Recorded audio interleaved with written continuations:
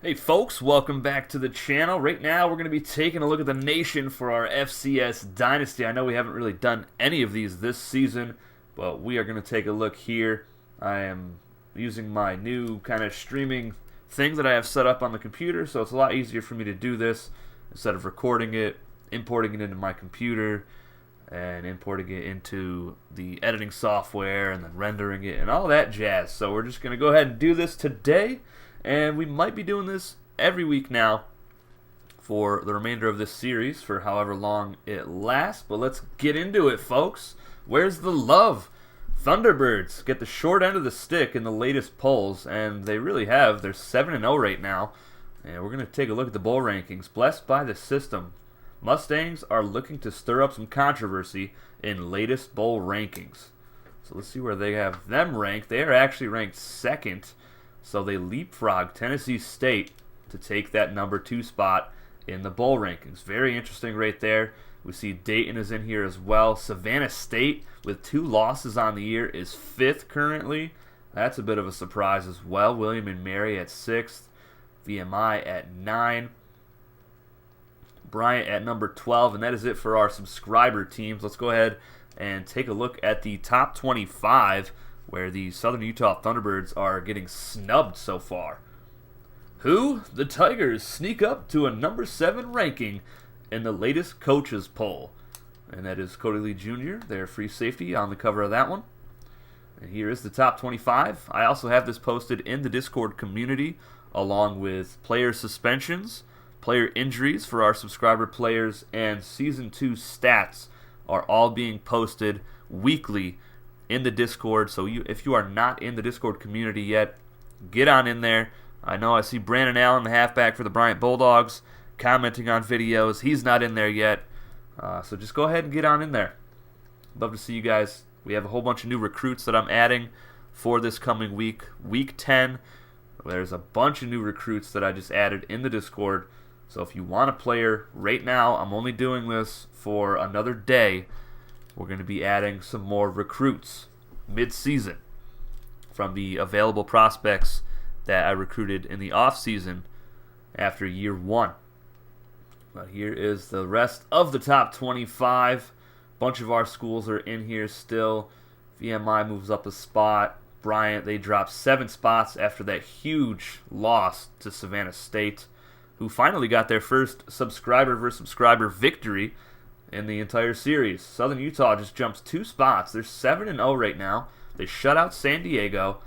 I mean, they've just been cruising through that schedule, and they are definitely getting disrespected in the polls right now. Montana at 19. Jacksonville, they dropped 9 spots after that crazy game against Alcorn State. Very hard to cover their 2 speedy wide receivers with 97 speed and 98. UC Davis jumps to 23, so they move up 1 spot. South Dakota State back in the rankings after starting off the season very rough, but they have won quite a few games in a row here. And Southeastern, 7-0 in the nation. They are also getting disrespected. They are just now ranked for the first time this year after winning against Furman 26-6. That's it for the top 25. Let's take a look at the Heisman list. Heisman form, the Flyers are 7-1. And Sonny Six is a big part of their success. The freshman halfback, he has been absolutely tearing it up so far. And so is Brandon Allen, number 1 on the Heisman vote right now. 20 total touchdowns and over 1,850 total yards on offense. Mr. Highlight, he's number 2. 1,700 all-purpose yards, 19 touchdowns for the Jacksonville Dolphins. Sonny Six with 18 touchdowns on the ground this year. 1,185 yards rushing and 35 yards on 2 receptions for the freshman.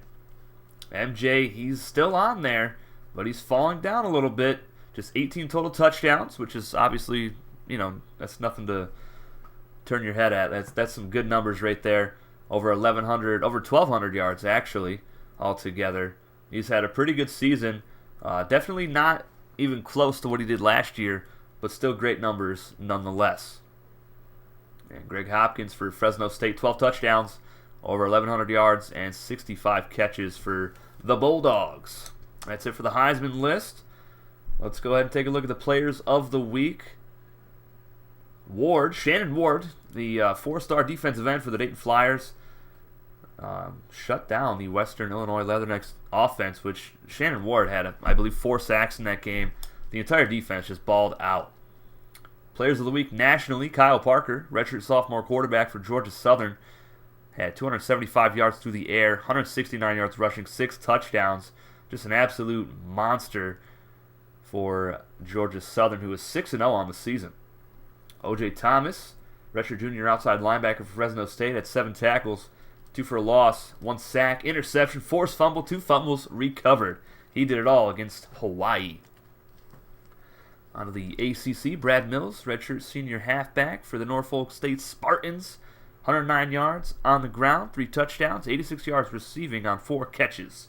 And on defense, Cody Lee Jr., 3 tackles, a pick, and a touchdown. And that pick 6 really turned that game around and was like the starting point for the Tigers' comeback victory over the Bryant Bulldogs. On to the Big Ten, Sonny Six, 242 yards on the ground, 5 touchdowns.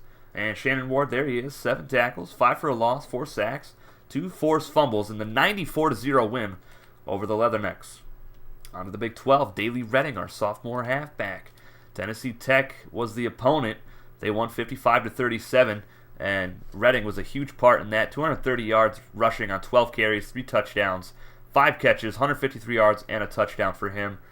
The best game of his career so far, easily. And Chris Gunn, freshman outside linebacker for the Keydets, 2 tackles, 2 picks, and a touchdown against SEMO. The Big East, freshman halfback with 164 yards on the ground, Tyson Baker with 2 touchdowns. And Keon Henry, senior outside linebacker for Yale and a loss to Army, had 19 tackles, 4 for a loss, and 2 sacks. Conference USA, Matt Bryant, true freshman halfback, in the win over the Phoenix, where they won 41-20. He had 3 touchdowns, 128 yards on 20 carries.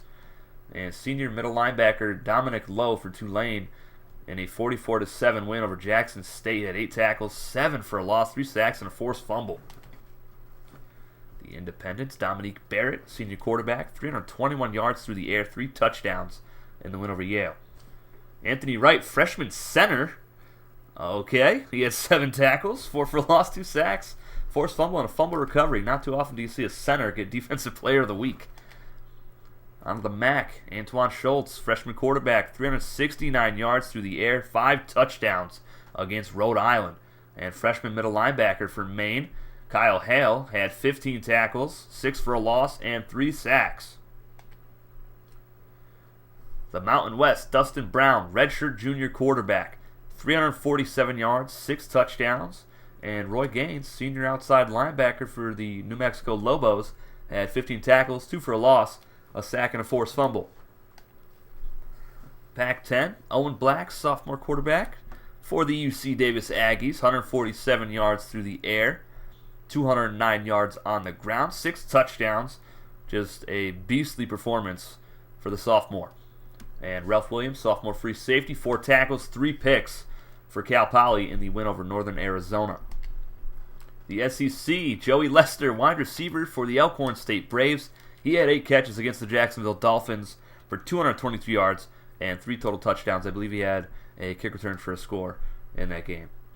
Justin Gonzalez for the Braves, freshman free safety, 4 tackles, 2 picks, and a fumble recovery. The Sun Belt, Kyle Parker, we already saw his numbers. He was recognized nationally as the best offensive player of the week. And Dan Mangum for Georgia Southern as well. Redshirt sophomore, left end, 8 tackles, 5 for a loss, and 2 sacks. And the final conference, Nick Brown here for the WAC, New Mexico State quarterback, true freshman, 427 yards through the air, 6 touchdowns. Great performance from him against the Idaho Vandals. And O.J. Thomas for Fresno State, we saw his numbers nationally as well for the Bulldogs. On to the conference standings. It's really going to start to shake things up here in the Pac-10, definitely. We're going to take a look at them first, since we have, half the conference is our teams. Well, at least 5. Yeah, so that is half, if I know how to do math correctly. Southern Utah is at the top right now, 7-0, 5-0 in conference. Cal Poly is second. They're 6-1, 4-0 in the conference. The Northern Colorado Bears are also undefeated in the conference. They're 5-2 on the year. And UC Davis at 6-2, 3-1 in conference. And we have some pretty good games coming up here in the Pac-10 as well. But San Diego almost dead last in the conference. They've just had a rough season so far. All the close games, they have lost them all. And it was the opposite last season. Let's take a look at the SEC. The East is controlled by the Tigers. You got to have a feeling that they're going to run away with that one.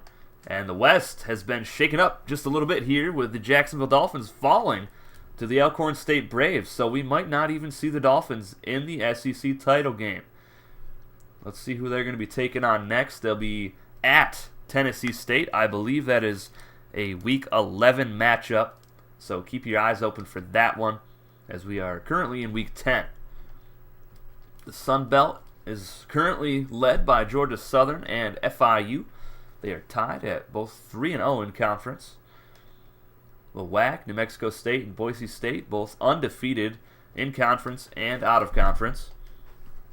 And the ACC, Savannah State undefeated, Bryant 4-2 in conference.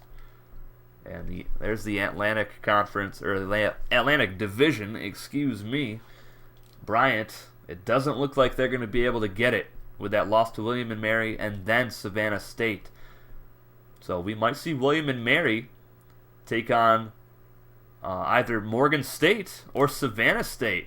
Heck, we might not even see either of our ACC teams in that championship game, which will be very interesting, especially with the Tigers being ranked 7th nationally, and Morgan State's not even ranked at all. On to the Big Ten. Montana beat Dayton earlier this season. That is their conference loss, and Montana is still undefeated, so they could run away with the Big Ten. And the Big 12.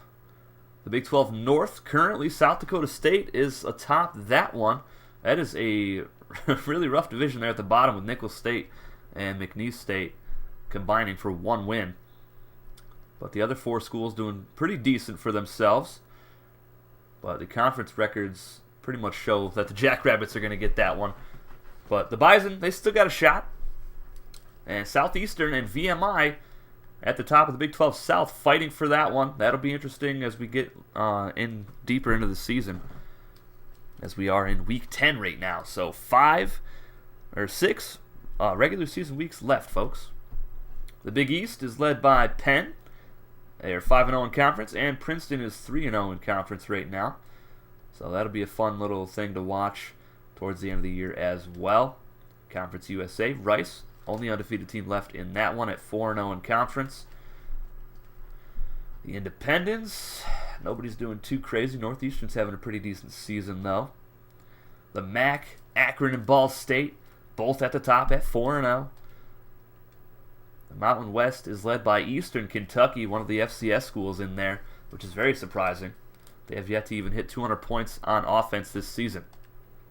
And that is it for the conference standing, folks. If you want to see your players' stats and you are not in the Discord community, get on in there. There's a link in the description below if you want to see your players' stats.